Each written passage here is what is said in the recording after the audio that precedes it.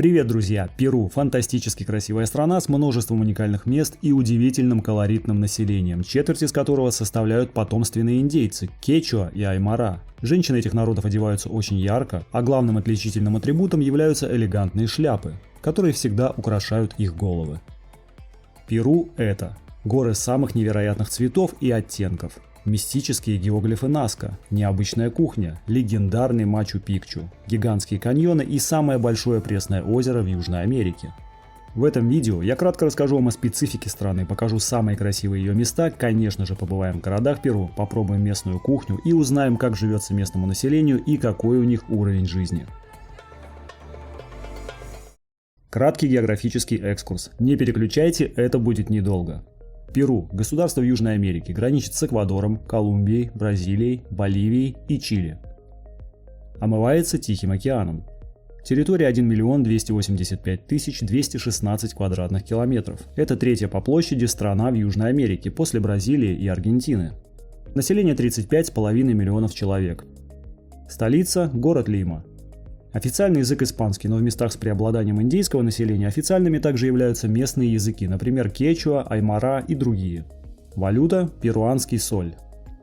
Высшая точка в стране – гора Уаскаран, 6768 метров. Не теряя времени, сразу же окунаемся в потрясающую перуанскую природу и ее самые красивые места, подобные которым, уверяю вас, вы не встретите больше нигде в мире. Красная долина известна своими удивительными горами насыщенного малинового цвета, расположена в Андах на высоте около 5000 метров. Необычные цветовые оттенки гор являются результатом высокого содержания железа в почве и его окисления. Выглядит действительно по-марсиански. Гора Уаскаран – гигантская, мощная, похожая на огромный кусок Антарктиды, торчащий посреди зеленых земель. Это самая высокая гора в Перу, ее высота 6768 метров. Находится в одноименном национальном парке, настоящая Мекка для опытных альпинистов. Окружена ледниками и бирюзовыми озерами. Безусловно, одна из самых впечатляющих вершин Южной Америки.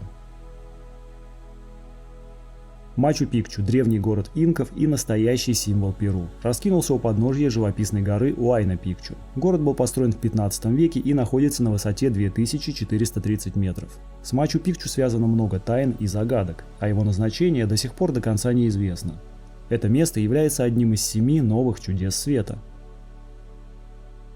Острова Урос на озере Титикака. Уникальные плавучие острова. Они сделаны из тростника тотара, и на этих островах постоянно проживает народ Уру. То есть эти люди буквально живут на воде. Тростник, из которого сделаны острова, нужно постоянно обновлять, иначе он наберет в себя слишком много воды, и острова эти просто утонут.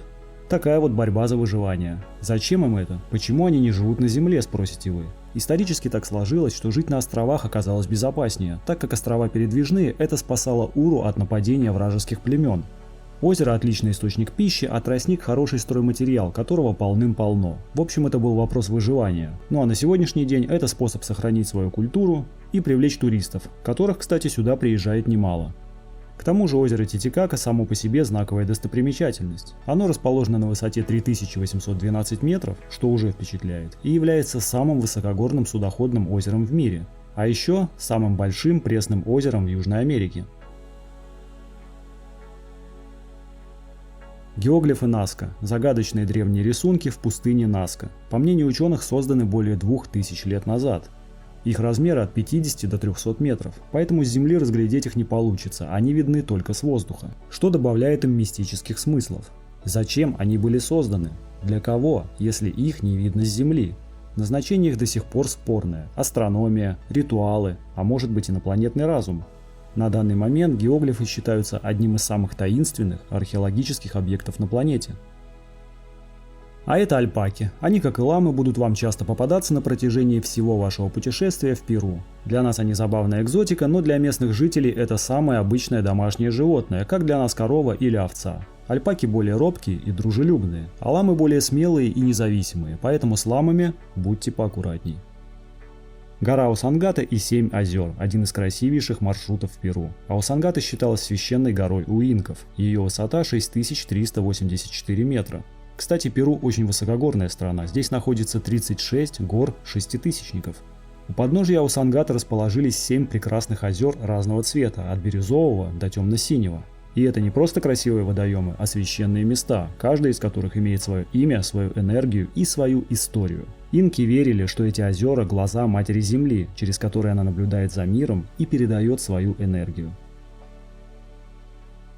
Чокикирау – еще один древний город инков. Его называют затерянным городом-близнецом Мачу-Пикчу. Также построен в 15 веке.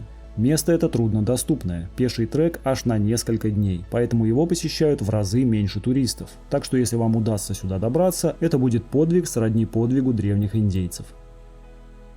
Вишенка на перуанском торте уникальных локаций – это радужная гора Виникунка или гора Семи Цветов. Несомненно, одна из самых ярких природных достопримечательностей и визитная карточка Перу.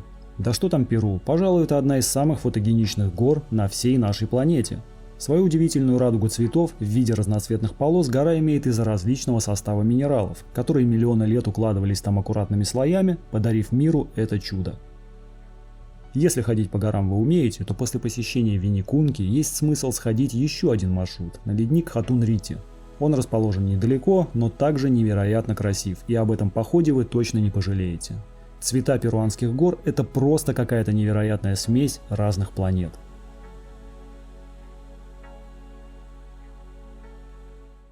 На нашем канале мы показываем разные страны и рассказываем не только о достопримечательностях, но и об экономике и уровне жизни. В каждой стране своя банковская система со своими правилами и ограничениями. Если вы экспат и живете за границей, то наверняка уже сталкивались с тем, что открыть счет или сделать себе банковскую карту – это настоящая проблема. В данной ситуации на помощь придет Эйфори Pro. Это современное решение, которое работает глобально. Главное преимущество сервиса в том, что вы можете бесплатно сделать себе виртуальную карту, которая будет работать по всему миру, а значит, с ее помощью вы сможете оплачивать подписки на любимые иностранные сервисы и свои покупки в любой стране быстро и без стресса. Более того, виртуальную карту Эйфори Pro можно добавить в Apple Pay и Google Pay, что очень удобно.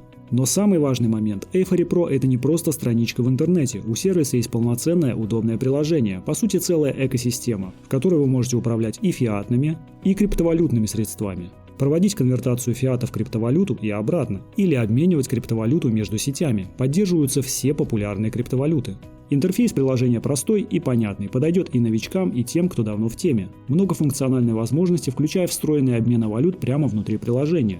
Обмен буквально в один клик. Легко и быстро вы можете поменять валюту по выгодному курсу и без лишних шагов. Пополнить кошелек и карту можно как онлайн, так и офлайн наличными через офис. У Эйфори Pro более 40 офисов по всей России и офис в Москве, который работает 24/7, что очень удобно. Ну и по статусу безопасности здесь тоже все серьезно. Только чистая криптовалюта, которая проходит AML проверки. Есть двухфакторная аутентификация и защита данных. Плюс поддержка 24/7. Можно написать и получить помощь в любой момент. А еще есть реферальная программа. Приводи друзей и получай пассивный доход от их обменов. Эйфори Pro. Твой кошелек, твои правила. Ссылка на приложение в описании. Соляные копи Марас – это древние соляные террасы инков. Каменные города, соляные террасы, гигантские геоглифы. Как вы видите, древние инки были неплохо так подкованы в техническом плане. Города, которые они построили 600 лет назад, стоят до сих пор, и это при том, что Перу находится в очень сейсмоактивном регионе, и сильные землетрясения случаются здесь практически каждый год. Тысячи соляных бассейнов используются до сих пор, соль здесь добывают путем естественного испарения. Смотрятся эти бесконечные ряды террас на склоне горы, конечно, фантастические, поэтому любителей фото и видео отсюда будет за уши не вытянуть. Оазис Уакачина, между прочим, единственный природный оазис в Перу. Представляет собой лагуну с пальмами посреди пустыни, окруженную со всех сторон песчаными дюнами. Очень популярное место среди любителей багги-туров и сэндбординга. Это такое катание по песчаным дюнам на специальной доске. Проще говоря, сноуборд для тех, у кого нет снега. Ну и последний в нашем списке перуанских красот, но не последний по красоте, каньон Колка, один из самых глубоких каньонов в мире. Его максимальная глубина 4160 метров. Вы только представьте себе, глубина каньона более 4 километров. С ума сойти. Невероятные масштабы Анд и дикая природа на сотни километров – это зрелище, которое действительно впечатляет. Кстати, это место считается лучшим для наблюдения за андскими кондорами, которые, между прочим, являются самой крупной летающей птицей западного полушария. Размах его крыльев более 3 метров. После такого впечатляющего путешествия по просторам Перу, Нам нужно заглянуть на местную кухню и посмотреть, что же там такого особенного подают. Картофель в Перу – это настоящее божество. Говорят, перуанцам удалось вывести более 3000 сортов картофеля. Особенно популярен желтый картофель. Соответственно, едят его здесь во всех возможных вариациях. Особенно хорош картофельный крем-суп. Также очень популярна кукуруза. На территории Перу произрастает более 50 видов этой сельхозкультуры. Причем кукурузу здесь выращивают не только классическую желтую, но и белую, фиолетовую и даже черную. Фирменное блюдо страны, олицетворяющее Перу, это севиче – национальное блюдо из сырой рыбы и морепродуктов, маринованных в соке лайма или лимона. Рыба не обрабатывается термически, кислота цитрусов готовит ее химическим путем, изменяя структуру волокна. Обычно к рыбе добавляют лук, чили, кукурузу или батат. Из необычного в Перу едят морских свинок, их разводят специально для употребления в пищу еще со времен инков.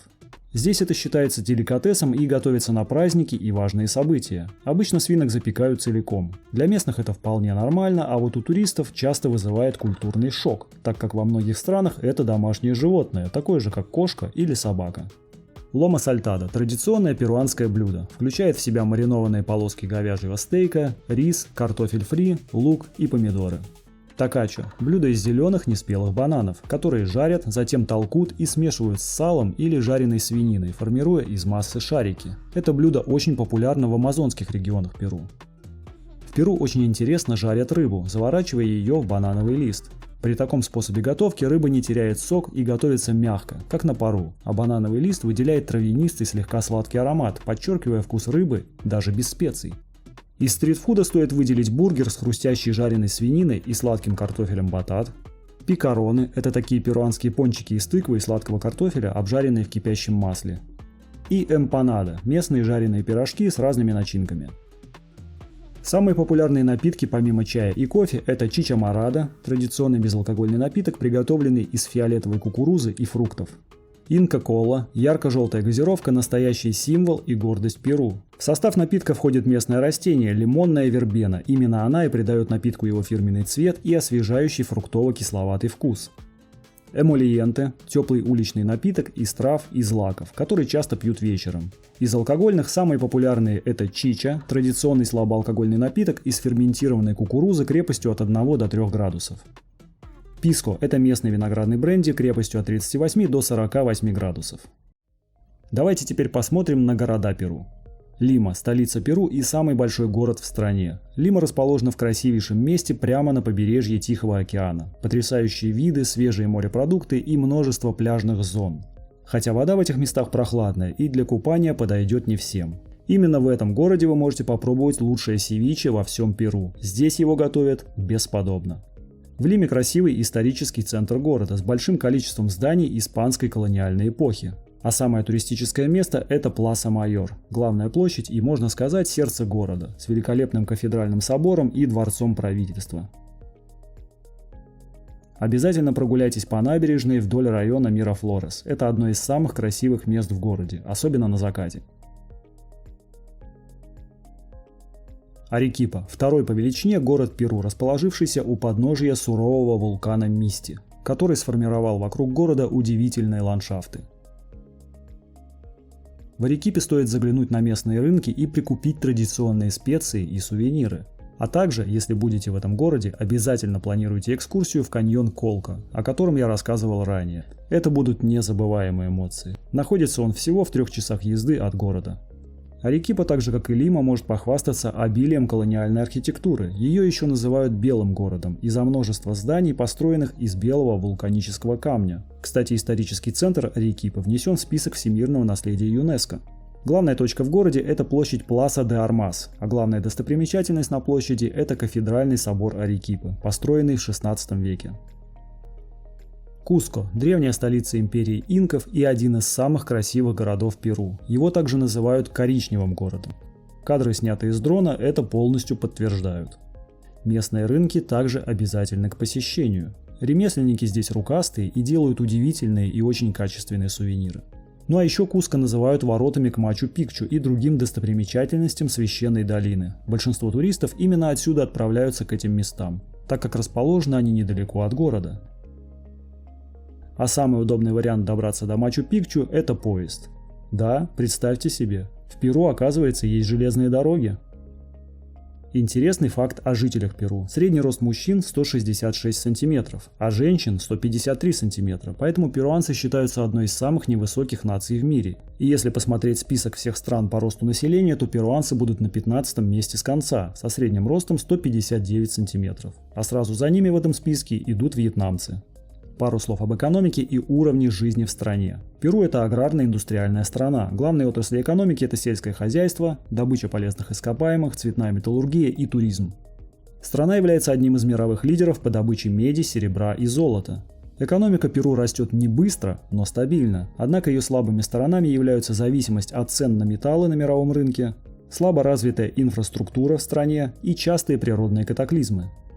Главными экспортными сельскохозяйственными товарами являются картофель, кукуруза, хлопчатник и сахарный тростник. Хороший доход приносит продажа какао-бобов и кофе. В прибрежной части страны добывается нефть, а в восточной части Перу обнаружены крупные запасы природного газа. Однако все это не сильно влияет на уровень жизни населения. Процент бедности в Перу довольно высокий, а доходы, как и во многих странах Южной Америки, распределяются очень неравномерно. На данный момент средняя зарплата в стране в пересчете на доллары составляет $630 в месяц, а в рейтинге стран по уровню жизни Перу находится на 59 месте.